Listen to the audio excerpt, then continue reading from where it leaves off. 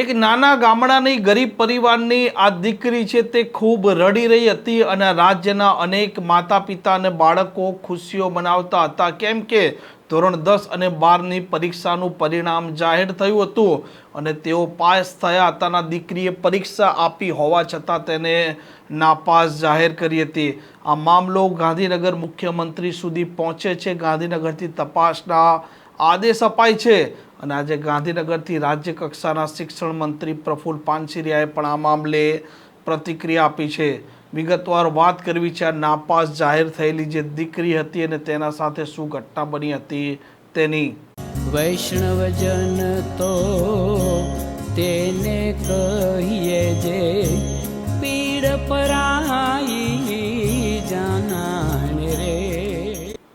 નમસ્કાર, આપ જોઈ રહ્યા છો નવજીવન ન્યૂઝ. હું છું આપની સાથે તોફિક ગાંચી. થોડાક દિવસ પહેલા આ રાજ્યમાં ધોરણ 10 અને 12ની પરીક્ષાનું પરિણામ જાહેર થયું હતું, જેમાં અનેક માતા પિતા તેમના બાળકો સારા માર્ક્સ અને ટકાના સાથે પાસ થયા હોવાથી ખુશીઓ પણ મનાવતા હતા અને મીડિયામાં તેમની પ્રતિક્રિયા પણ આપતા હતા. પરંતુ છોટા ઉદેપુર જે જિલ્લો છે, આ જિલ્લાનો નસવાડી વિસ્તાર છે, ત્યાં એક ગરીબ પરિવારની દીકરી પરમાર અંકિશા, જેણે ધોરણ 10ની પરીક્ષા તો આપી હતી પરંતુ તેનું પરિણામ આવ્યું હતું. પરિણામમાં તે દરેક વિષયમાં 0 માર્ક્સના સાથે નાપાસ જાહેર કરી હતી.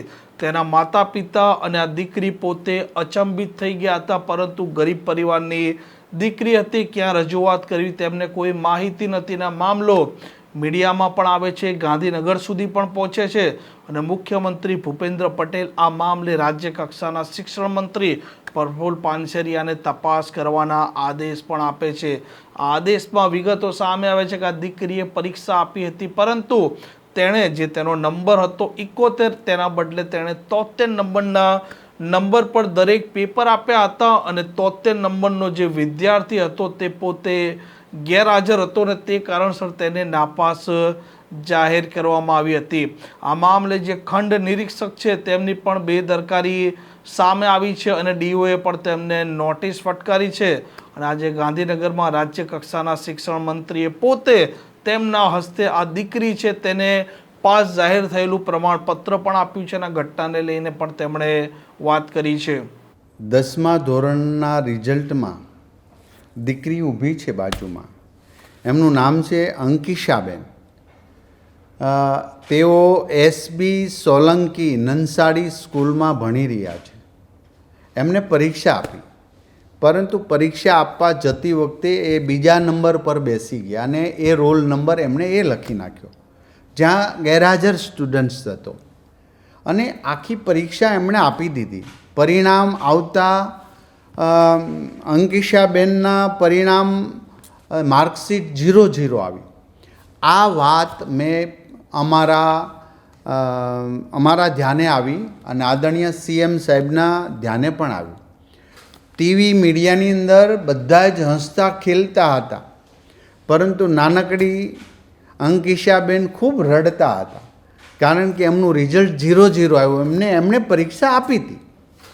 આ ન્યૂઝ જોઈ આદરણીય સીએમ સાહેબે પણ મને સૂચના આપી હતી. મેં મારા અધિકારી મિત્ર સાથે પણ વાતચીત કરી, તપાસ કર્યો તો તપાસમાં દીકરીએ ખરેખર પરીક્ષા આપી હતી, પરંતુ બીજાના નંબર લખવાથી જે એબસેન્ટ સ્ટુડન્ટ્સ હતો એમના નંબર લખવાથી એ 0 એમના માર્ક આવ્યા. અમે આ બધો સુધારો અમારા અધિકારીની જાગૃતતાથી કર્યો, પરંતુ જે શિક્ષણ વિભાગ દ્વારા સરસ રીતે પરીક્ષા લેવાની એક પણ જગ્યાએ કોઈ પ્રોબ્લેમ નથી આવ્યો, ત્યારે અહીંયા જે સુપરવાઇઝર તરીકે કામ કરતા અમારા જ કર્મચારીની પણ ગલતી છે અને એમને પણ શોકોઝની નોટિસ ફટકારવામાં આવી છે. અને ક્યારે પણ આ એક દીકરો કે દીકરી અમારા માટે મહામૂલું છે. આ ધન કહીએ કે માનવતા કહીએ, આ બધું અમારા માટે ખૂબ કિંમતી છે. આ દીકરીના જ્યારે એમના હાથમાં 0 રિઝલ્ટ આવ્યું છે ત્યારે એમની મનોવ્યથા ખૂબ ખરાબ થઈ છે. મેં ટીવી સ્ક્રીન અને મીડિયામાં પણ આ જોયું હતું. મીડિયાવાળા મિત્રો પણ, કારણ કે નાના ગામમાં રહે છે, અહીંયા સુધી પહોંચતા એને ખબર પણ ના પડે.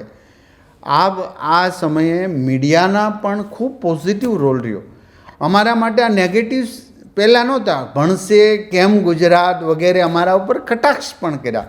આ કટાક્ષ યોગ્ય હતા, અમે સ્વીકારીએ છીએ. આ ક્ષતિ અમારા એક અધિકારીએ પણ કરેલી હતી, એમને પણ શોકોઝ નોટિસ આપી છે. અને હું કોઈના ઉપર ઢોળવા નથી માંગતો. શિક્ષણ વિભાગનો જવાબદાર વડો છું. આ જવાબદારી મારી છે. ક્ષતિ પણ છે એ પણ અમારી છે. અને સ્વીકારી એમને પાસનું સર્ટિફિકેટ આજે દીકરીને મેં આપી દીધું છે. અને આવનારા સમયમાં આવી ક્ષતિ ન થાય, જાગૃતતા પણ કરીશું. જે ભૂલ કરી છે એમને શોકોઝની નોટિસ આપીશું. આ પ્રસંગે મને આનંદ એવા કે મુખ્યમંત્રી ભૂપેન્દ્રભાઈ પટેલ સાહેબ એક નાનકડી દીકરી માટે પણ કેટલી સંવેદના રાખે છે કે ટીવી ન્યૂઝ જોઈને શિક્ષણ વિભાગમાં મને જાણ કરે કે તમે આ જોઈ લો, એક દીકરીનું શું થયું છે. સાહેબ, આ મુખ્યમંત્રી આપણા છે, આપણી આ સરકાર છે કે અંત્યોદય સુધી નાનામાં નાના દીકરા દીકરી કે અન્ય લોકો માટે જાગૃત છે.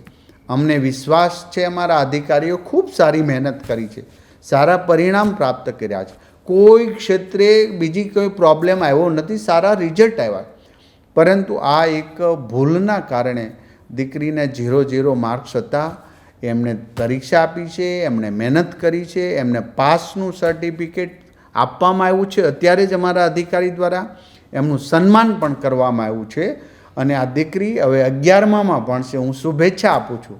આ દીકરી આવનારા સમયમાં કોઈ સારી અધિકારી બનશે, કોઈ સારી પોસ્ટ પર જશે, એમનું કરિયર ખૂબ સારું બનશે. ઈશ્વરને પ્રાર્થના. એમના પિતાશ્રીને પણ શુભેચ્છા આપું છું. દીકરી પાસ થઈ ગઈ, બસ હસતો ખીલતો ચહેરો રહે.